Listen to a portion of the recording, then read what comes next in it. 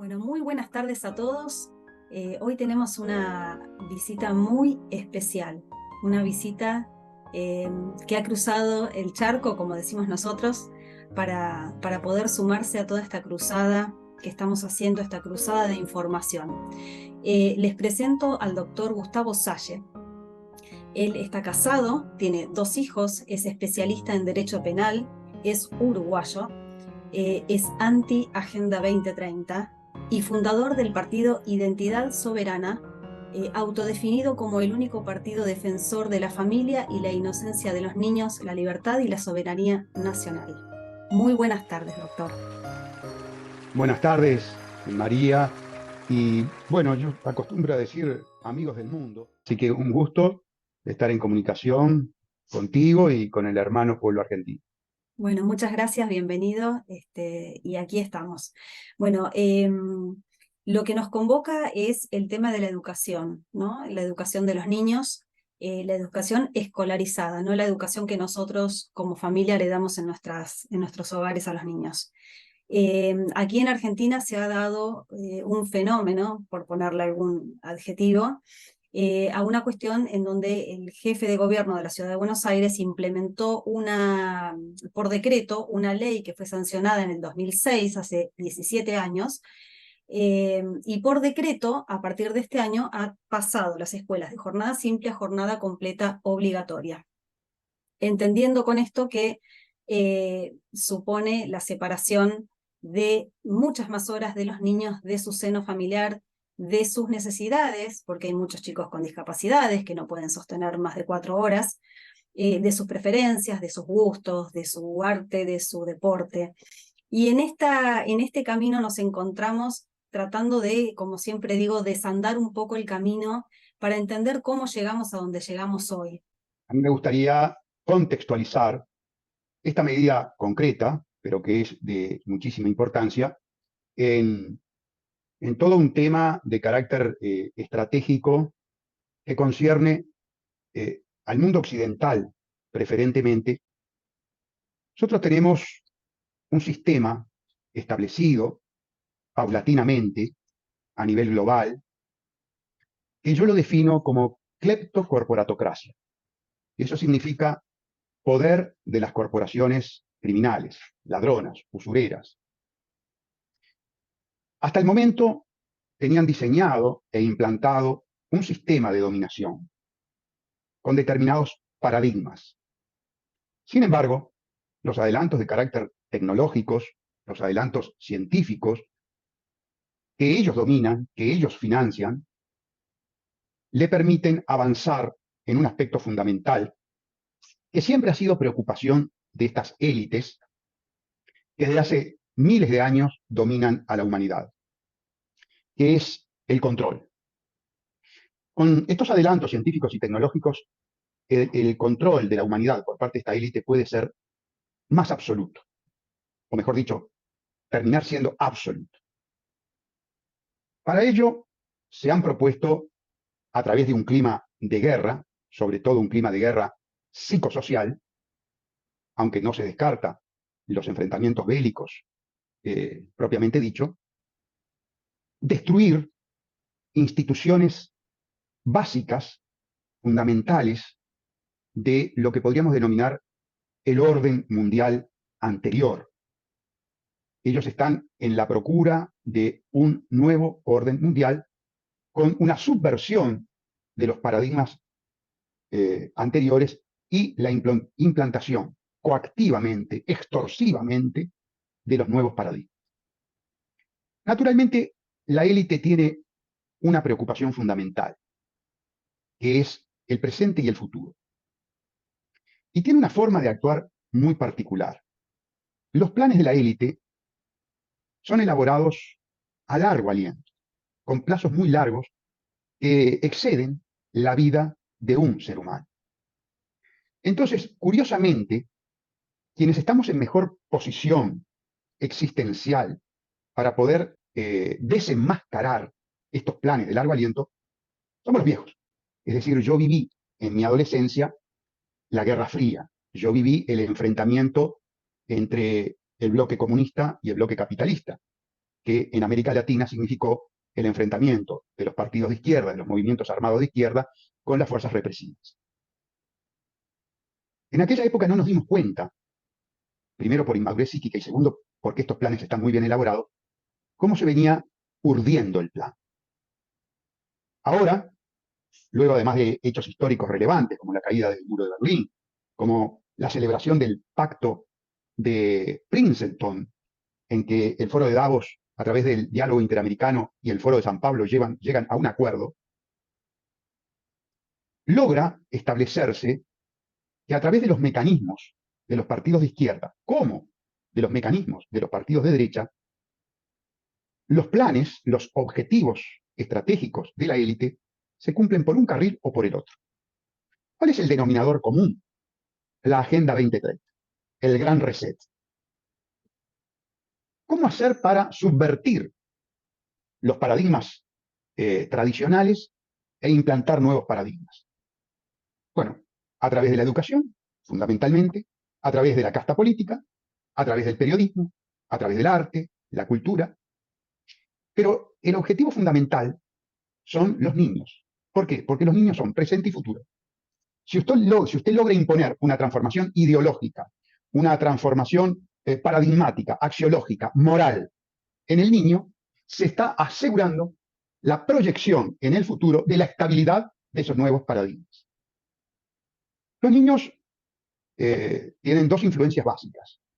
Tienen su hogar y tienen sus relaciones sociales. Cada vez más, las relaciones sociales van minimizando la influencia del hogar, y sobre todo a través de dos mecanismos. Uno, la pantallización, la sujeción del niño a la pantalla. Y dos, por supuesto, el sistema educativo. Si usted logra una alteración del sistema educativo de manera tal que tiene al niño más tiempo en el sistema educativo, que además, por otra parte, ha incorporado a la pantalla como elemento, por ahora, si se quiere, colaborativo del docente, pero con tendencia a la sustitución, con tendencia a la eliminación de la relación personal maestro-educando, educador-educando, y la instalación, una vez más, del medio digital como la forma de relacionamiento. No debemos olvidarnos que Klaus Schwab, presidente del Foro Económico Mundial, del Foro de Davos, que es la institución encargada de esta transformación, ha planteado la transformación del ser humano, lo que se llama la transformación ontológica del ser humano, de biológico, físico, espiritual, a biológico, físico, digital. Es decir, quitarnos la espiritualidad y llevarnos a una esencia digital. En ese mismo sentido, un publicista muy importante del Foro de Davos, que además es presentado como una suerte de eminencia, que es el historiador Yuval Harari, nos habla precisamente de que la esencia del ser humano nada tiene que ver con una chispa de espiritualidad. Nos dice que somos meros algoritmos bioquímicos. Y por lo tanto, perfectamente, como algoritmos que él entiende que somos, digitalizables.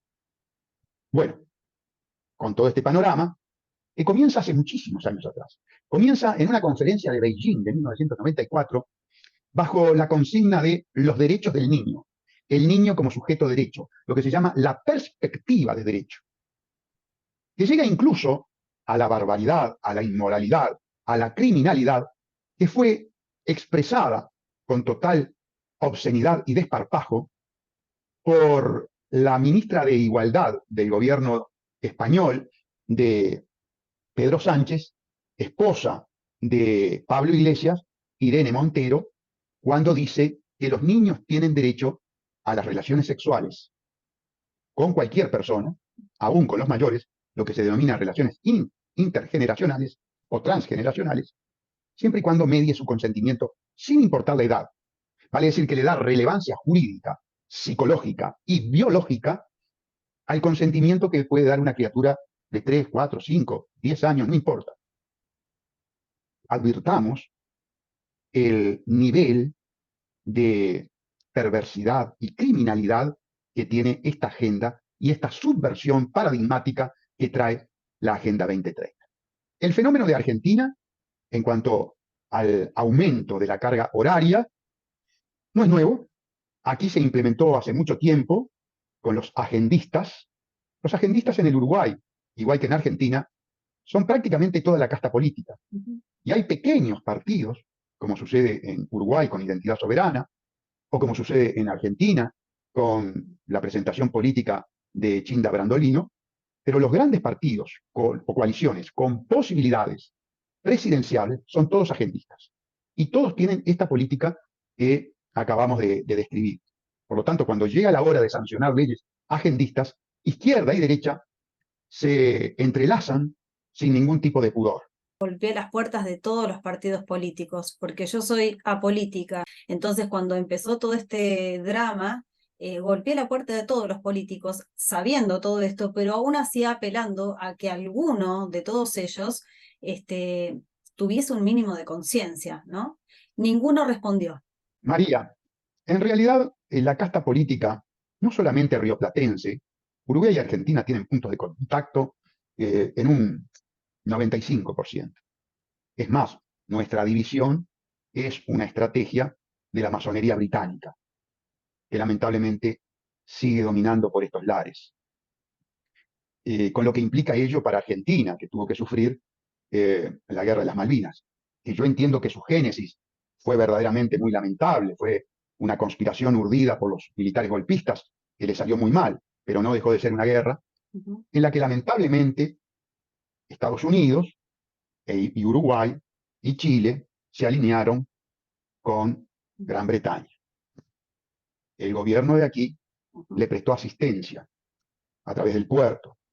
Pero bueno, fuera de esas aclaraciones históricas y geopolíticas, idiosincráticamente somos muy parecidos. Por eso hablamos de una hermandad inocultable. Se trata de destruir la familia y se trata de destruir, y esto es lo más peligroso, la inocencia de los niños. Porque con el aumento de la carga horaria ha habido también una transformación de los programas de estudio. Y se introduce con un señuelo de carácter pretendidamente positivo todo el tema de la educación emocional. Hay una injerencia, hay una intromisión del Estado, ya no en el aspecto educativo, ya no en los elementos de conocimiento objetivos que debe dársele al educando, sino que hay una intromisión en aspectos de carácter subjetivo. Hay una intencionalidad de moldear, de diseñar la emocionalidad y la afectividad del niño, y por supuesto también la sexualidad del niño. Cuando eso siempre fue terreno de la familia, exclusivo de la familia. Absolutamente, absolutamente.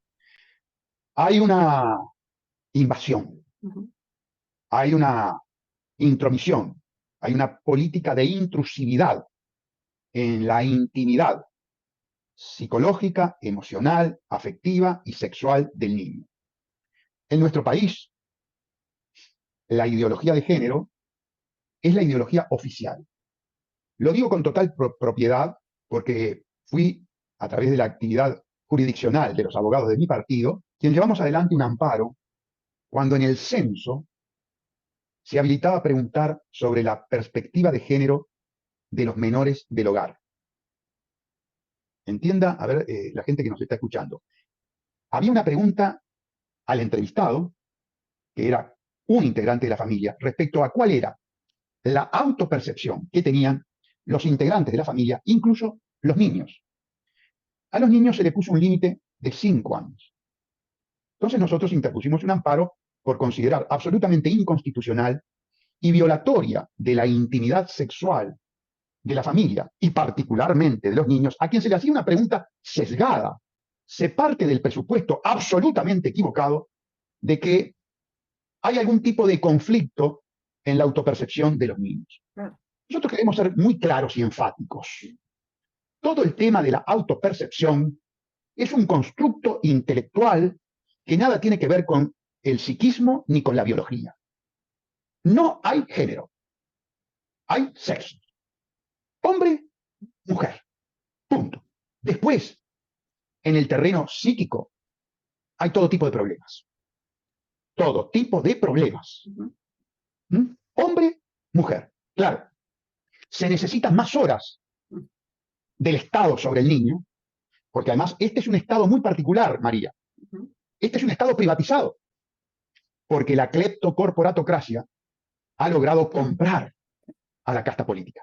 La casta política es un conjunto de mercenarios que se han vendido al dinero, al confort, a los privilegios, al statu quo. Entonces, están en condiciones, estas grandes corporaciones financieras, como por ejemplo el monopolio de la emisión de la moneda dólar, que es un banco privado con apariencia pública, lo que podríamos decir que es un banco oligopólico publi-privado, la Reserva Federal, y otros muchos monopolios que dominan el mundo, BlackRock y The Vanguard. Esos fondos de inversión, la Reserva Federal, los organismos internacionales de estas grandes corporaciones, Banco Mundial, es el que paga todas las reformas educativas. Y ustedes saben, amigos, María, tú lo sabes, que el que paga manda. Por lo tanto, si yo quiero implantar coercitivamente en una guerra que tiene como teatro de operaciones el psiquismo de los niños y quiero ganarla, tengo que tener más tiempo para operar en ese teatro de operaciones, que es el psiquismo. Y tengo que tener además comprado el sistema educativo. Y lo tengo comprado a través de los préstamos del Banco Mundial. Esto está muy bien organizado, tiene el apoyo de las grandes coaliciones, tanto en Argentina como en Uruguay. Ustedes acaban de salir de unas elecciones donde están divididos en tercios, y es falsa esa división en tercios. Es un bloque, que yo lo denomino aquí en el Uruguay y es aplicable para Argentina, partido único del nuevo orden mundial. Larreta, Massa, Milei, Bullrich, todos son lo mismo. Todos responden a la Fundación Clinton, con quienes tienen contacto financiero, político y de carácter estratégico, de la planificación total y absoluto. Financiación fundamentalmente. Estamos hablando de la fundación de un perverso, estamos hablando de la fundación de un degenerado. La Agenda 2030 particularmente, la ideología de género, la educación con perspectiva de ideología de género, es esencialmente pedófila. Y la pedofilia significa la extinción de la inocencia de los niños, la incorporación al mercado sexual de los niños. No tenemos ningún problema en declararle la guerra.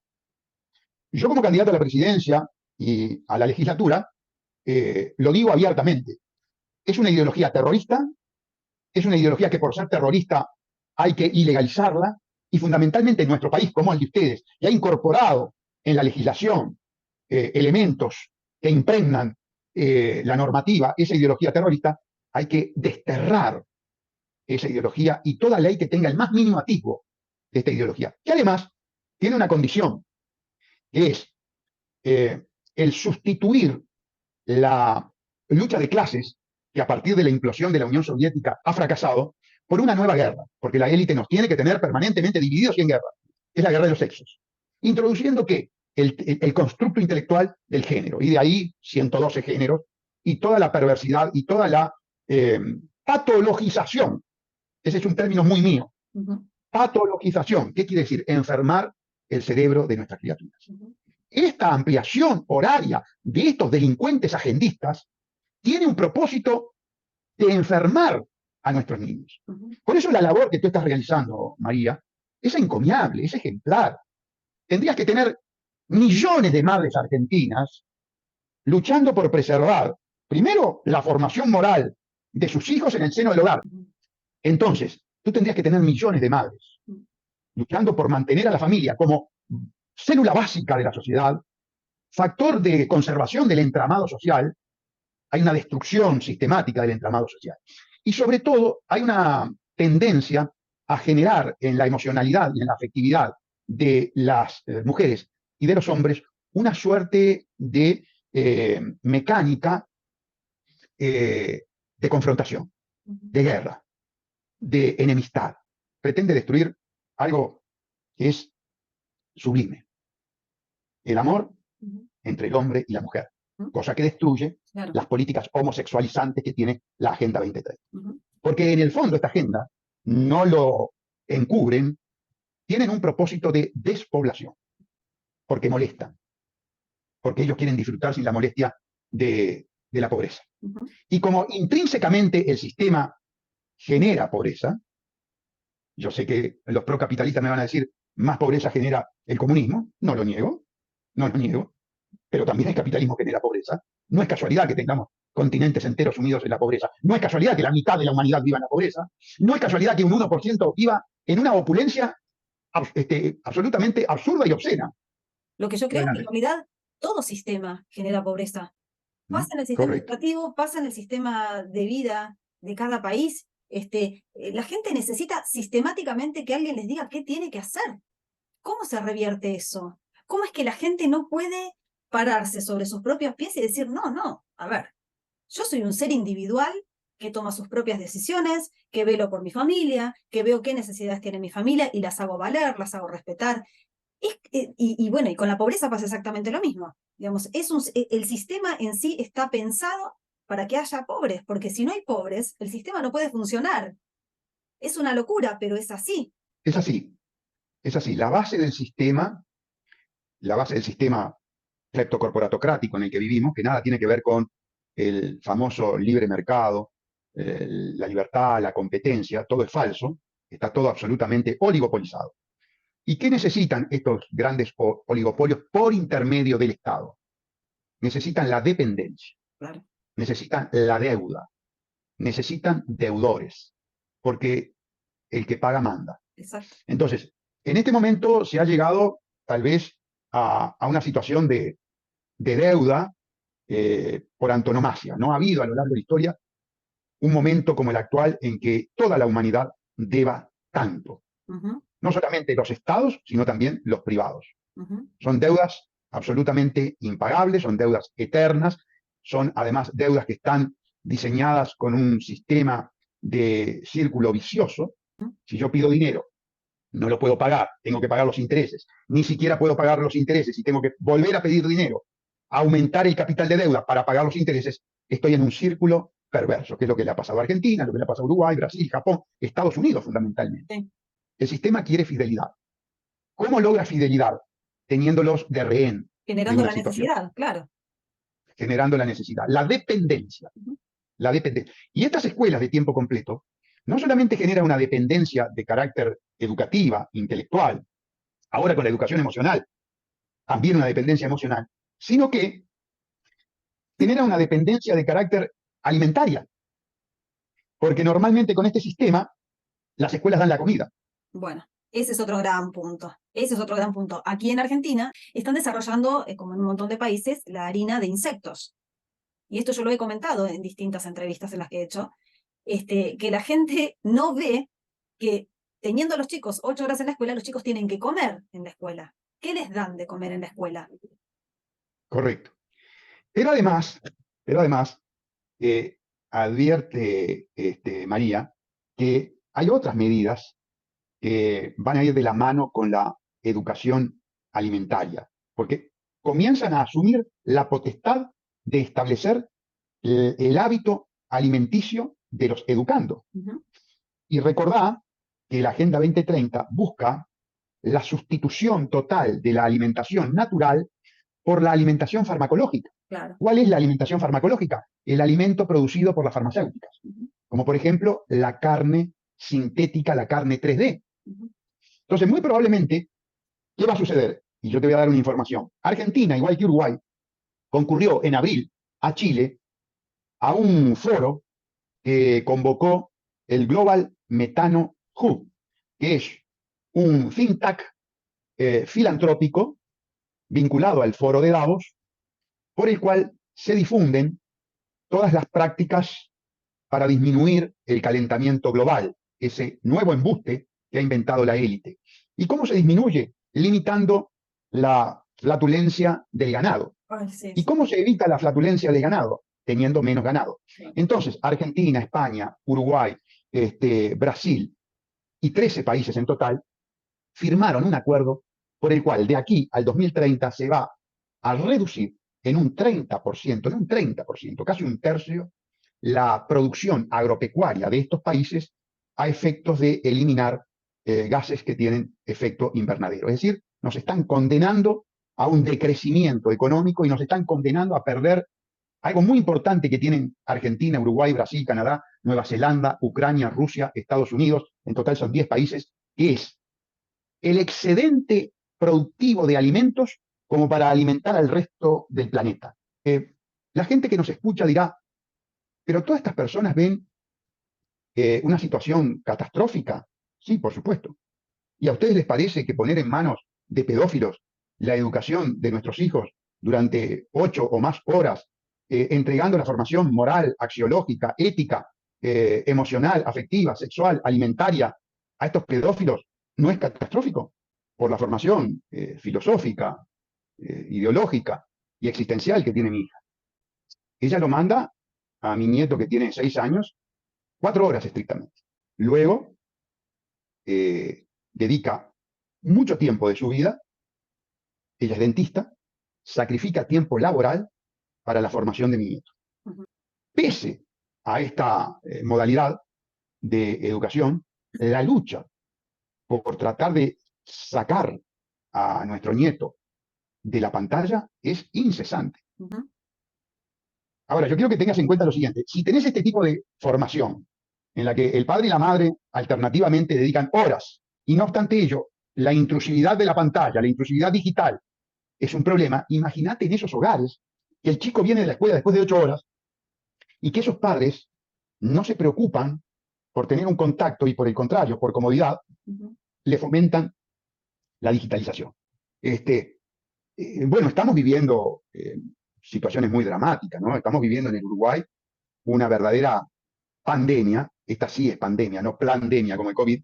Estamos viviendo una pandemia de suicidio juvenil, de suicidio adolescente.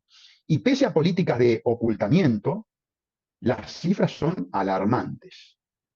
Claro, se ha creado todo un contexto psicosocial muy difícil de sobrellevar por los jóvenes. Este tema de las aplicaciones, TikTok, Facebook, Instagram, WhatsApp, han generado todo tipo de situaciones estresantes para los niños y adolescentes. Hay una competitividad narcisista, hay una dependencia del me gusta, del like, hay una suerte de sustitución de la vida presencial, de la sociabilidad presencial, por la sociabilidad digital. Tú no vas a ver en TikTok un video en cuanto a una competencia por matemáticas, Claro. o por literatura, o por filosofía, o por física, o por química. Vas a ver, sí, una cantidad de videos donde el tema de la sexualidad, del erotismo, o el tema de las bromas superficiales, o Ujú. la bastardización de temas serios, tienen el mayor número de visualizaciones. Sí. Y además tenemos un problema muy grave, que la formación de carácter científica de nuestros psicólogos y psiquiatras Ujú. es conforme a la perspectiva de ideología de género. Ujú. Y por lo tanto jamás van a buscar identificar estos problemas desde una perspectiva de carácter científica, profesional, distinta a la perspectiva de la ideología de género. Entonces Ujú. vos tenés una formación académica en los niños y en caso de tener una patología vas a tener terapeutas que lo van a enfocar desde la perspectiva de género. Es decir, que lejos de darle una solución, van a profundizar el problema, van a patologizar al niño. Quiero decirte que aquí en el Uruguay han habido talleres trans para infantes, vale decir, para niñitos de 3, 4, 5 años. Aquí también. Y si tú acudís a un juez para oponerte a estos talleres de criminales, a estos talleres de degenerados, a estos talleres de enfermos mentales pedófilos, el juez está obligado a fallar, porque la ideología oficial es la ideología de género, con perspectiva de género. Advertí el grado de subversión y cómo el sistema ha preparado toda una suerte de mecanismos de autodefensa, criminalizando a quienes nos oponemos. Es más, hay un convenio entre el gremio de los educadores Ujú. y una ONG bancada por Soros, que se llama Sexur, donde los educadores son preparados para el lavado de cerebro en el sentido de la inculcación de los paradigmas criminales y degenerados de la ideología de género. No sabía eso. Sí, sí, yo lo tengo plenamente denunciado. Yo me autocalifico como guerrero Ujú. contra la ideología de género. Ujú. Soy el único político en el Uruguay que tiene como plataforma de gobierno la ilegalización de la ideología de género por ser una ideología terrorista Claro. que destruye la inocencia y el psiquismo de los niños. Es corrupción de menores. Esto es lo que yo no puedo entender, que la gente no lo vea como corrupción de menores. ¿Y esto no les parece corrupción de menores? Lo que pasa es que la ideología de género en el Uruguay tuvo, por ejemplo, la santificación del líder de la izquierda, líder que llevó a la izquierda al gobierno, un socialista fabiano, un masón, un individuo con vínculos con la masonería de la Universidad de Yale, la School of Bond, por intermedio del jefe del Merilab del Massachusetts Instituto Tecnológico en su momento, Nicolás Negroponte, hermano del criminal de guerra John Negroponte, que fue el doctor Tabaré Vázquez. El doctor Tabaré Vázquez para el Uruguay fue la figura más nefasta que haya conocido la historia política del Uruguay. Tú sabes que el símbolo de los fabianos, de los socialistas fabianos, es el lobo con la piel de cordero. Siendo presidente, fue el individuo que trajo toda la Agenda 2030 al Uruguay en forma muy precoz, en el 2005. Fue el individuo que trajo el plan Ceibal, es decir, la pantallización, la digitalización, plan que había urdido el Massachusetts Instituto Tecnológico, trabajando codo a codo con el laboratorio de ingenieros sociales, que se llama Tavistock, de la corona británica, lo más importante, lo más trascendente y lo más eficiente en el manejo psicosocial de las masas. Él también fue el artífice de la calentología, del cambio climático. Fue quien firmó en su segundo gobierno, en el 2015, el Acuerdo de París. Un individuo íntimamente vinculado, después de su cambio, de su metamorfosis ideológica, conforme al Pacto de Princeton, con el kirchnerismo. Con el kirchnerismo. Frente Amplio tiene vínculos con el kirchnerismo en función de pertenecer ambos al Foro de San Pablo.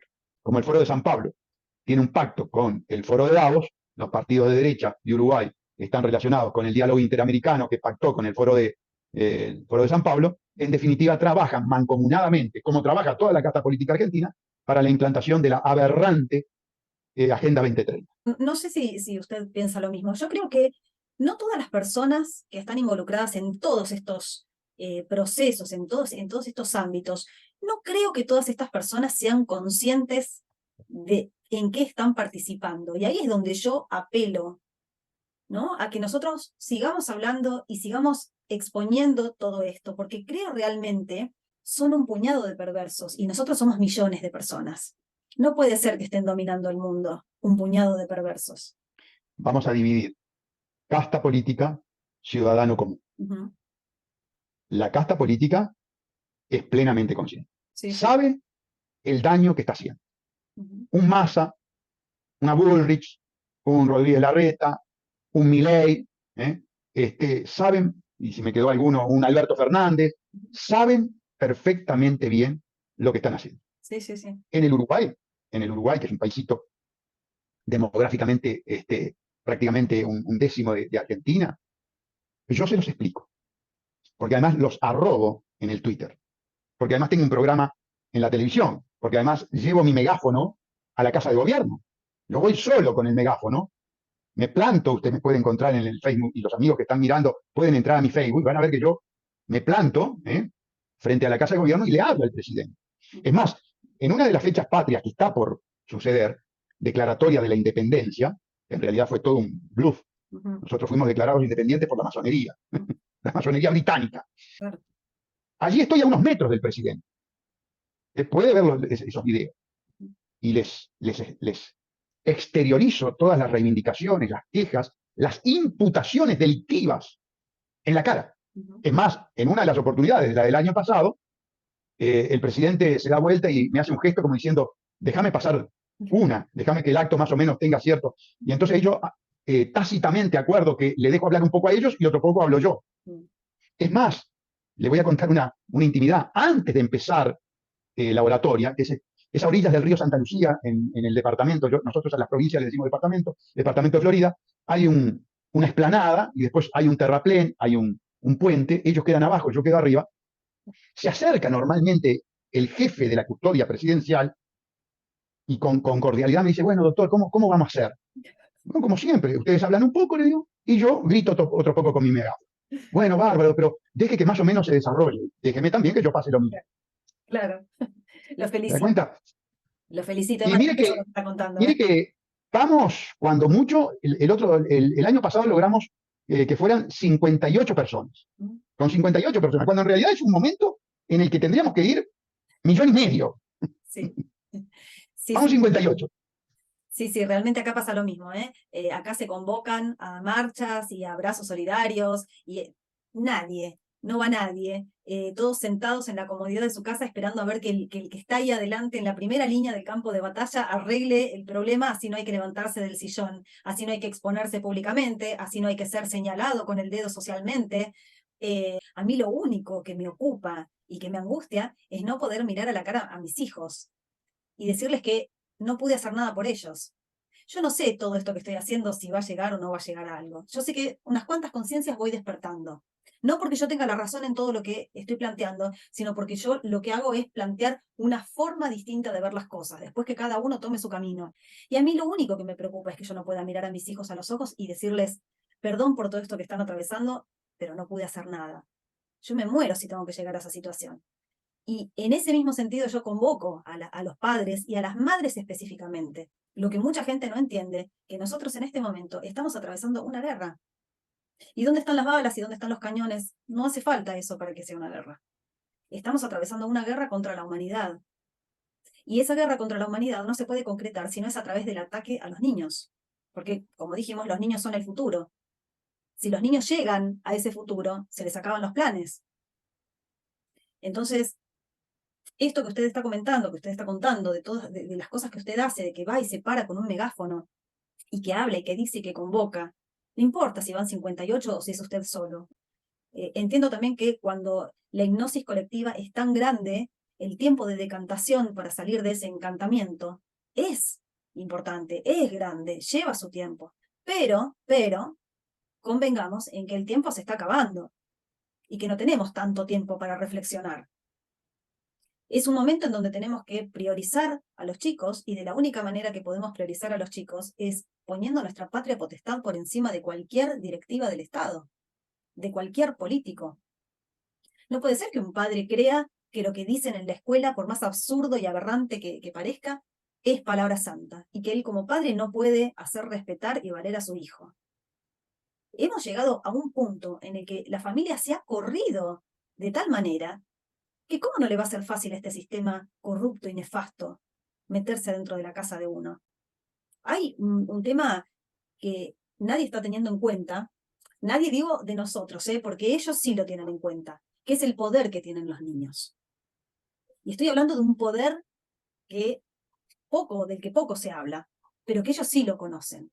Nosotros cuando somos niños nacemos con muchos dones, muchísimos.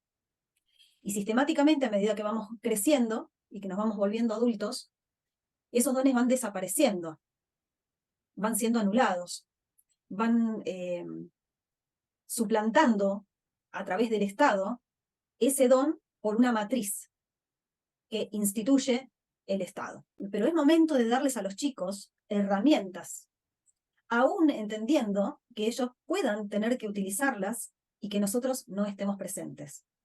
Y para esto hay que preparar a los chicos.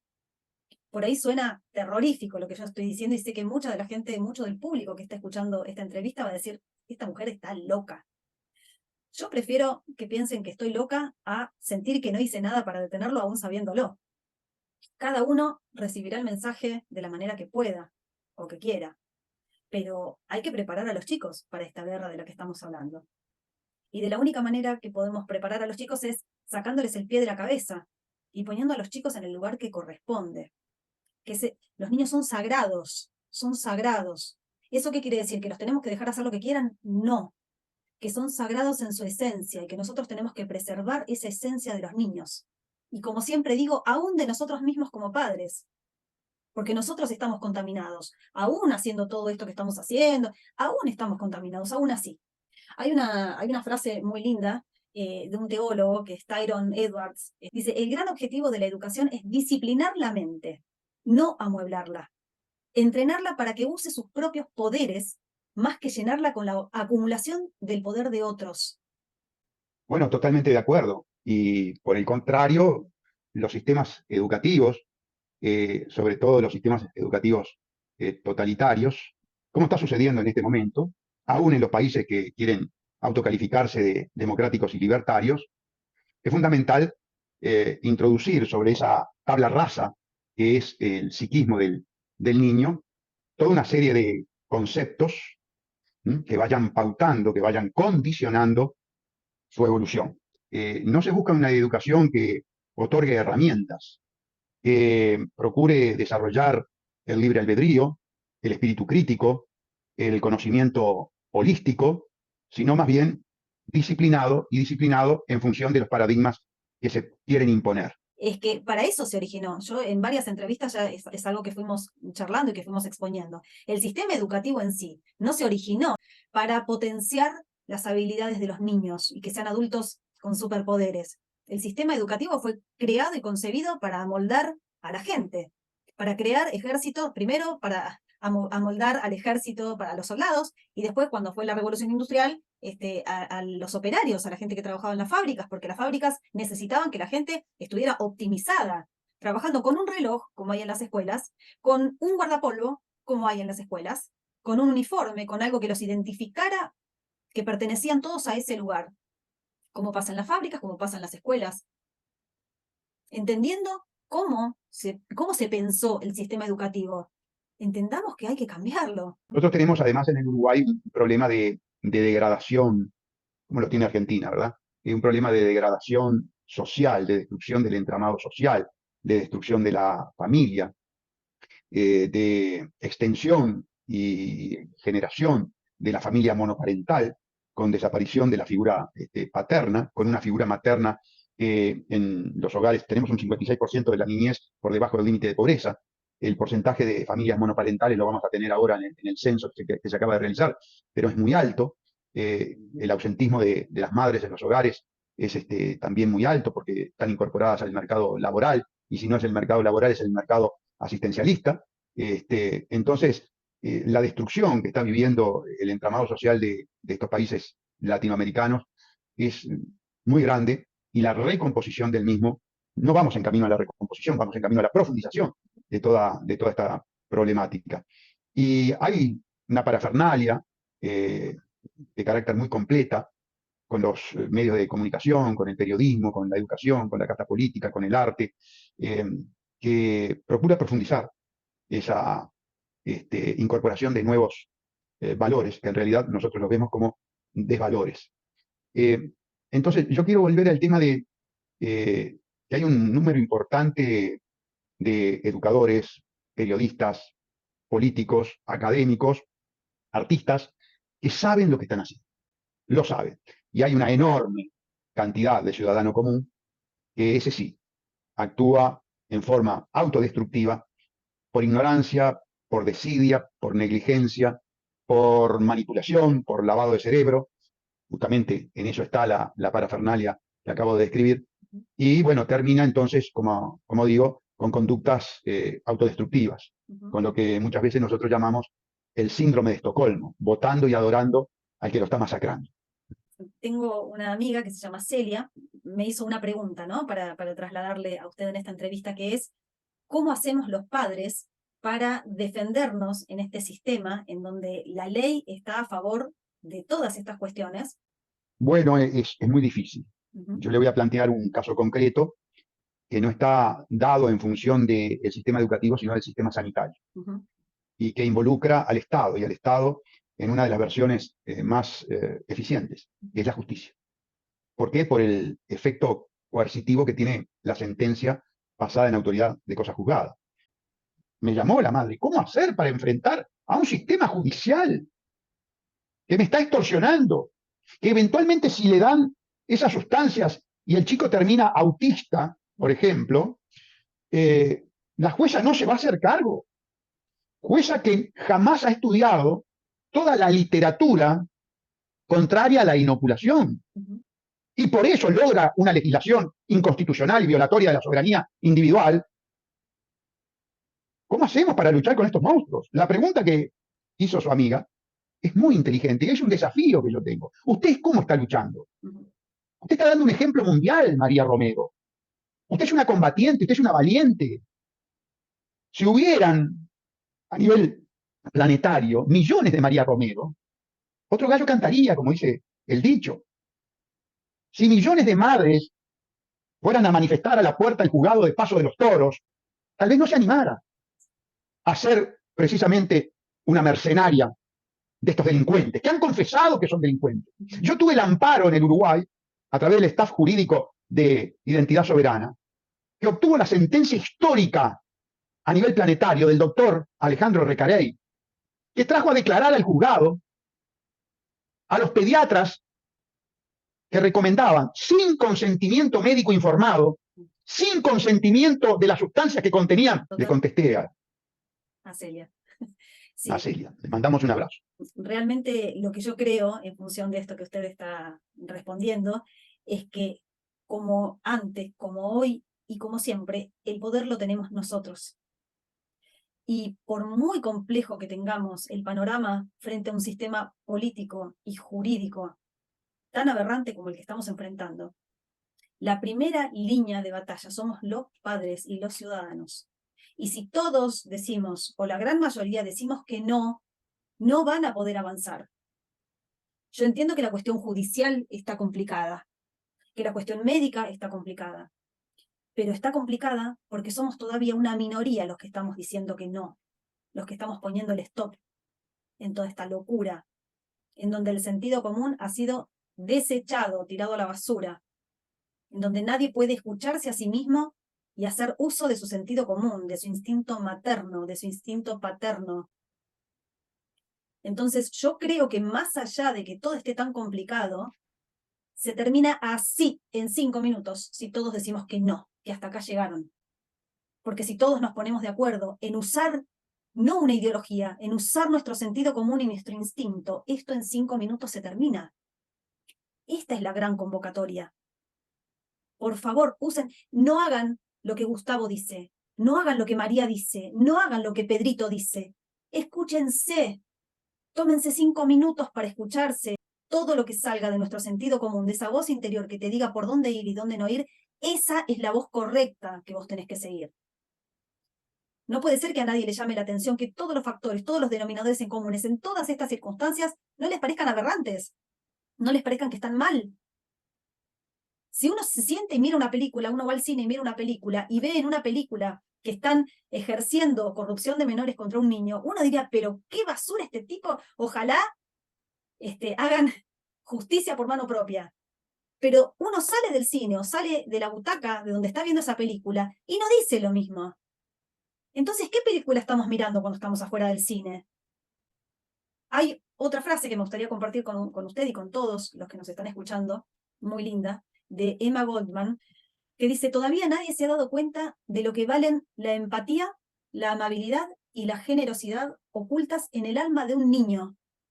El esfuerzo de toda verdadera educación debe ser sacar a relucir ese tesoro. Me parece maravillosa esa frase, cómo encierra este concepto de miremos a los niños, elevémoslos, no los tiremos a los lobos, ni de manera, los que lo están haciendo de manera consciente, por supuesto que se merecen mi absoluto desprecio, pero los que lo hacen de manera inconsciente, los invito a replantearse qué es lo que están haciendo. Quisiera saber si usted tiene algo más para agregar en esto que nos convoca, que son los niños, ¿no? Es el punto, el factor en común que nos une, que son los niños, la vida y la defensa de la vida, que son los niños. Sí, quiero terminar con esta conceptualización, que además es una suerte de advertencia a los padres. El sistema cleptocorporatocrático establece gobiernos liberticidas y tiránicos. En esas políticas liberticidas y tiránicas, la confiscación, escuche bien el término que estoy utilizando, la confiscación de los hijos tiene una prioridad de carácter estratégico. Lo que sucede con este sistema educativo, lo que sucede con esta ideología de género, lo que sucede con el sistema judicial de los países, es que se busca la confiscación de los niños para que sean propiedad del Estado.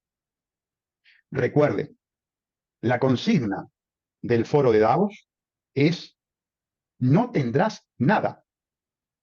El no tendrás nada implica que tampoco tus hijos serán tuyos. Esos serán tuyos en el sentido de la potestad de su formación. Y será feliz, dice el foro de Davos. Después nos explica a los publicistas que será feliz porque estarás entretenido o drogado, literalmente. Entonces, para finalizar, Bueno, perdón, la novela de Orwell, ¿no? claro, por supuesto, para finalizar entonces, María, felicitarte Gracias. por tu combate, porque la definiste como una guerra y está muy, muy bien esa definición, muy acertada. En segundo lugar, que los padres que escuchan este streaming abran los ojos. Yo no estoy dispuesto a creer que los padres quieran que sus hijos sean confiscados. Ujú. Y por lo tanto, hay que actuar. Y hay que actuar con celeridad. Y la forma de actuar es negarse. La forma de actuar es la negativa, pero no una negativa, digamos, omisa. Es una negativa proactiva. Ah. Es movilizarse, es juntarse, es hacerse notar, es no cederles el paso. Eso es obstaculizarle este proyecto distópico de confiscación de los niños para la entrega a un Estado que responde a una élite de delincuentes y pedófilos. Ese es el riesgo que se está corriendo. Por Ujú. eso tu trabajo, María, es encomiable.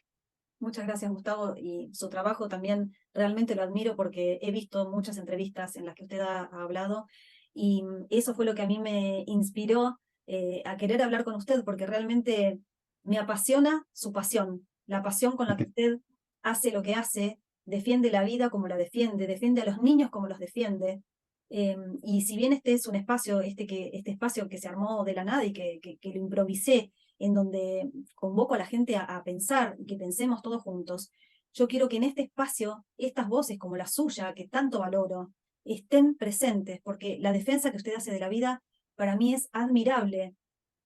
Usted podría estar en su casa dedicándose a lo que quisiera, y sin embargo está dando una pelea titánica. Como siempre digo, esta es una pelea titánica, y también la está dando, y al margen de la cuestión política, como ser humano, porque por eso le digo, usted podría estar en la política siendo un político más, dedicándose a seguir todo esto de lo que hemos estado hablando en la entrevista. Y podría muy fácilmente cobrar su chequecito a fin de mes y volverse a su casa y después irse de viaje y disfrutar de la vida, una vida ficticia.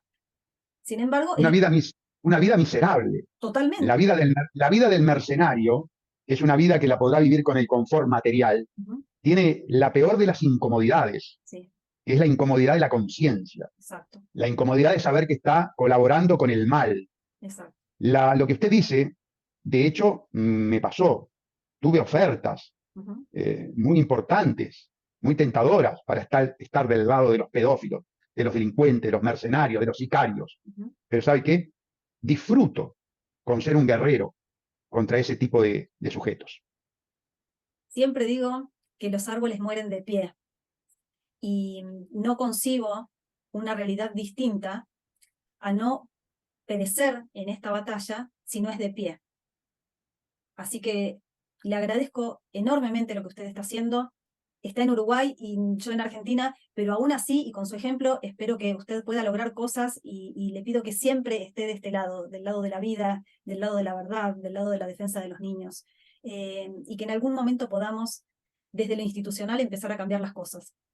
Así que yo le agradezco todo el trabajo que usted está haciendo, le agradezco enormemente esta entrevista hermosa que nos dio a todos nosotros, una clase de geopolítica y, bueno, una comunión entre estos dos países, que son dos países distintos, pero que están atravesados por exactamente la misma agenda.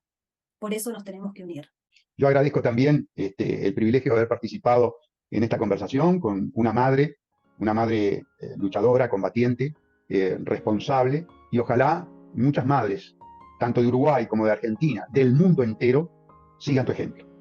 Así Yo siempre digo que se inspire, que la gente se inspire y que haga lo propio, lo que sepa, lo que le surja, pero que haga, que se inspire. Yo no soy ejemplo de nada, pero quiero ser una fuente de inspiración. Así que brindo por esto, porque usted es una fuente de inspiración para un montón de gente y para que yo como mujer y como madre pueda ser fuente de inspiración para que todas las madres que están escuchando esta entrevista hagan lo propio. Correcto. Vaya que será fuente de inspiración, no le quepa duda. Muchísimas gracias de todo corazón y estamos en contacto. Estamos en contacto. Abrazo. Un abrazo.